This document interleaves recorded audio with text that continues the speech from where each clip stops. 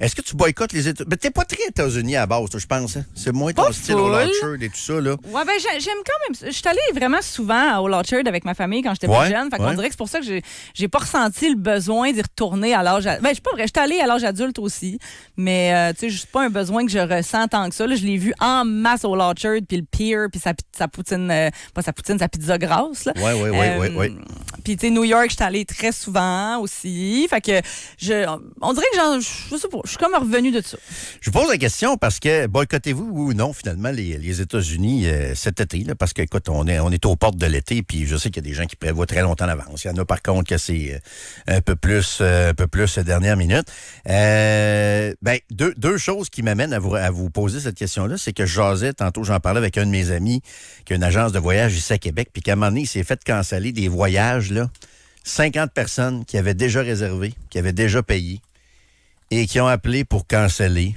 One shot comme ça, 50 personnes, un autobus complet à cause de Donald Trump. Ça, je peux vous dire que pour une agence de voyage québécoise qui n'a rien à voir avec Donald Trump, ça fait mal. Là. Alors que les gens veulent faire mal à Trump, ils font mal aussi à des entreprises québécoises qui gagnent leur vie de cette façon-là avec des voyages aux États-Unis. Fait que, bon, moi, je suis pas dans le boycott. Si vous boycottez, ça vous regarde. Je comprends un peu ce qui est derrière ça. Moi, je pense que ça change absolument, mais absolument rien.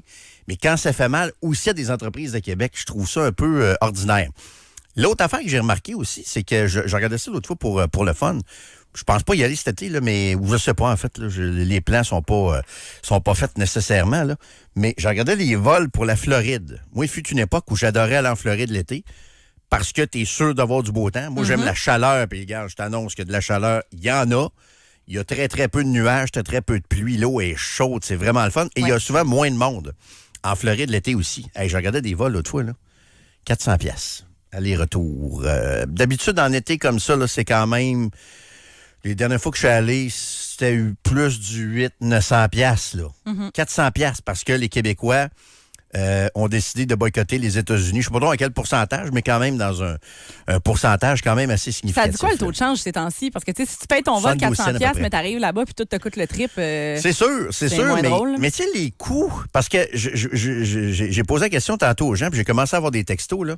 Tu sais, tantôt, il y a un auditeur qui m'écrit, là, lui, il est au Texas actuellement. Il est chanceux, il nous écoute au Texas aussi. On le salue. Il dit, je vous écoute assis sur une terrasse au Social House à Arlington. Ça, c'est pas trop loin du stade des Cowboys dans la région de Dallas, au Texas. Et il dit, je viens de terminer un plat de pâtes à la viande fumée au bison.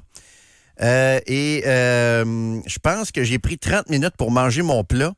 Et il dit que son plat, il a coûté seulement 19 $, pinte de bière à 7 $. OK? C'est une grosse assiette. C'est n'importe qui est déjà allé aux États-Unis dans ce genre de restaurant-là constate que les portions sont grosses pour beaucoup moins cher. Il y a moins de taxes aussi. Fait que, tu sais, je comprends le taux de change, mais des vacances au Québec, c'est pas donné, là.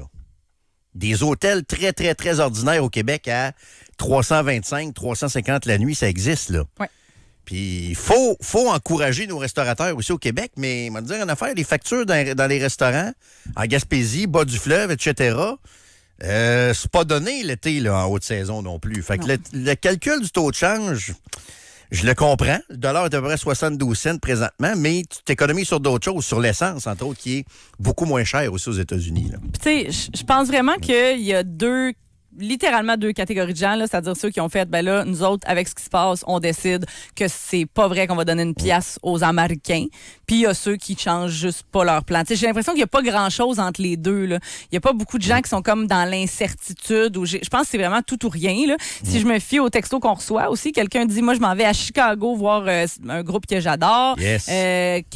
Ensuite, on dit ici, moi, je m'en vais dans l'Ouest canadien à la place, les îles de la Madeleine. Puis là, ben, il y en a qui disent Myrtle Beach pour notre famille cet été pendant une semaine. Il y en a aussi qui disent, nous, on voyage au Québec. Au Québec, cette année, on boycotte les États-Unis.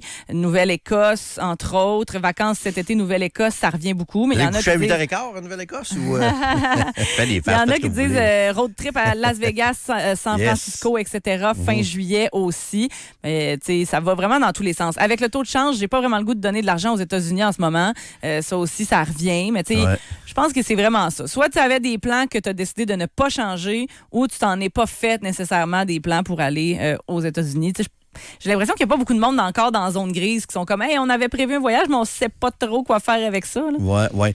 Luc m'accuse de promouvoir les États-Unis. C'est pas ça que je fais. Moi, je suis plus dans le mot de dire, gars, si vous voulez boycotter, si vous êtes prêts, mettons, à vous priver d'un show que vous avez le goût d'aller voir à Boston pour boycotter Donald Trump, écoute, grand bien vous en fasse. Moi, je pense que vous vous privez absolument pour rien.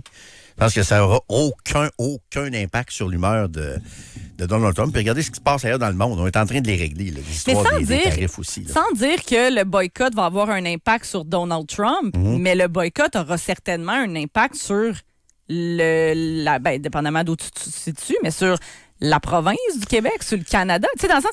Moi, Dans le sens qu'on va garder plus d'argent ici. Oui, ben c'est ça. C'est déjà une façon plus intéressante de voir les choses, je trouve. Tu sais, de dire, je veux pas donner mon argent aux États-Unis, ben, OK, je peux comprendre, mais en effet, comme tu le dis, peut-être bien que Donald Trump, il se lèvera pas le matin en pensant à ça. Ouais. Sauf que de dire, ben moi, je veux que mon argent reste ici et circule ici et fasse vivre des commerces d'ici. Je trouve ça déjà plus intéressant comme approche. Puis, tu sais, tant mieux si c'est ça l'effet que ça a, au sens où, c'est pas grave, là, si Donald Trump, il se lève pas le matin en pensant à, oh mon Dieu, les Québécois viennent pas chez nous.